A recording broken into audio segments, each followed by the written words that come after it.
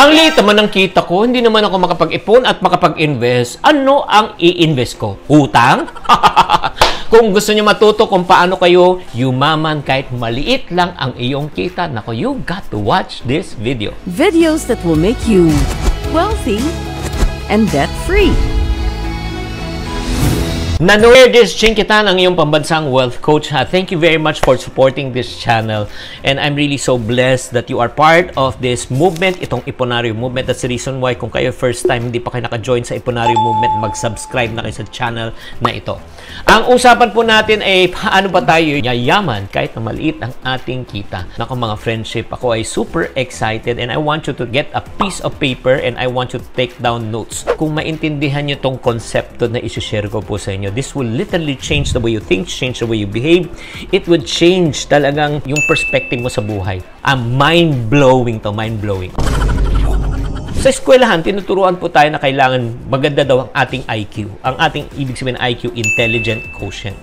At kung pag-ausapan natin ng IQ, medyo may kababaan po tayo doon kasi konti lang ating intelligence. Pero meron akong quotient. Number 2, ang next na kailangan po is what we call as EQ. Ano po yung EQ? Diaper po. Yung kulay green ay matibay yan sa gabi. Hindi po. Ang ibig sabihin po niyan, emotional quotient. Ang ibig sabihin emotional quotient, how do you handle your emotions? No? Pag tayo po ay dumadaan sa mga challenges, mga trials, paano ba natin in-handle yan? Rejection, failures, pain. Kailangan daw mataas daw ating EQ para maging successful. Pangatlo, ito po, kakaunti lang po nakakaalam nito. Yung AQ. Ang ibig sabihin naman po ng AQ is adversity quotient. Bakit po? Whether we like it or not, number 1, the only thing that is permanent in this world is change. And number 2, in life, we will suffer a lot of rejection, challenges, and failures. Kaya nga tuwing ikaw ay nabibigo, tuwing tayo nabibigo, nagfe-fail po tayo, how do we handle yung mga failures? How do we cope with failures?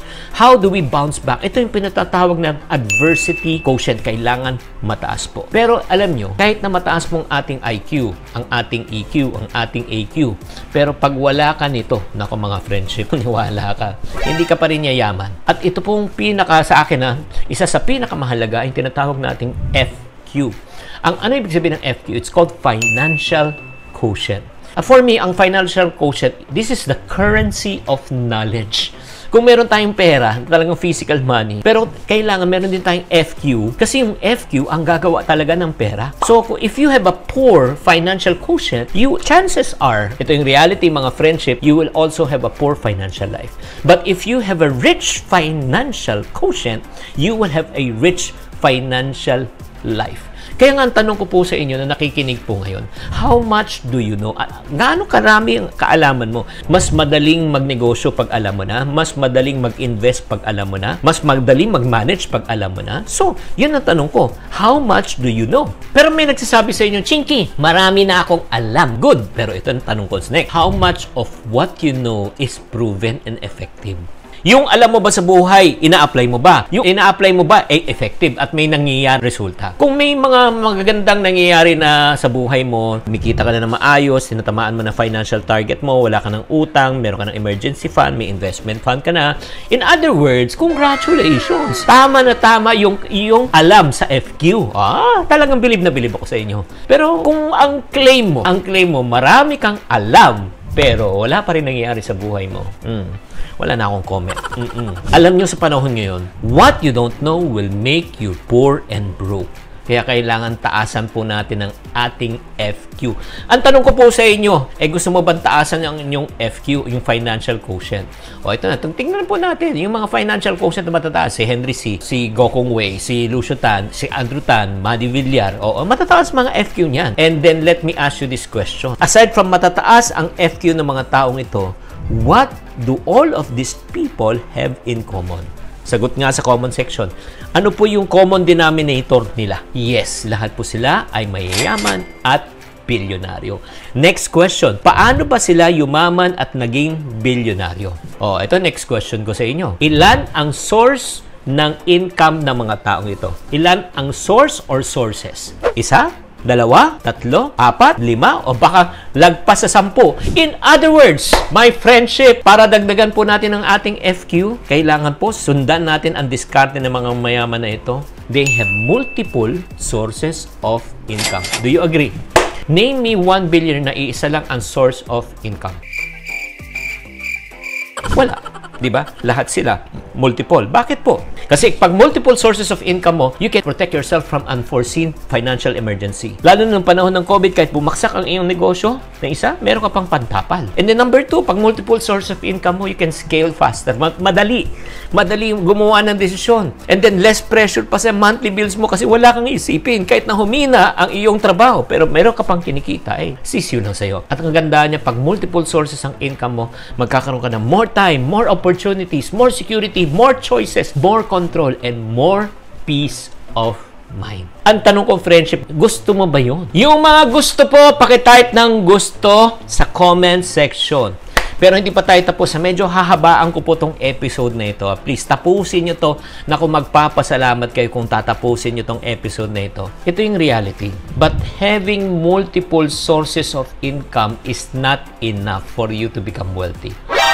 Wow. Talaga? Oo, why? Kasi alam mo sa totoo lang if your multiple sources of income is attached to what we call as active income, may problema po tayo. Ano ibig sabihin po ng active income? You work, you get paid. Okay. The problem with this business model is this. When you stop working, you stop earning, but you don't stop spending. Nagigets nyo? Kaya nga, kung gusto nyo talagang yumaman na pangmatagalan, pwede kang yumaman kahit maliit lang ang iyong kita. Nako, is this. We need to create another income. Ano yung second income? Bago ko sabihin yan, syempre, babatiin muna natin si Nico Serena. Maraming salamat watching all the time. One of your student in Ching TV All Access.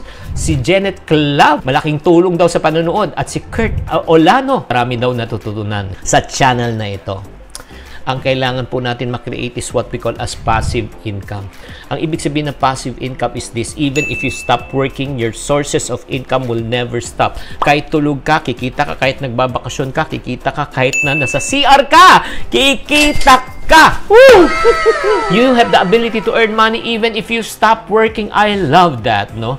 Love mo ba? Love mo ba yun? Para talaga pang matagalan po ang ating income. Again, papalitan po na muna natin, increase muna natin ang ating FQ, financial quotient. That's number 1. Diskarte. Second, kailangan mag-create tayo ng multiple sources of income. That's number 2. Pakisulat, And then number 3, kailangan mag-create tayo ng passive income.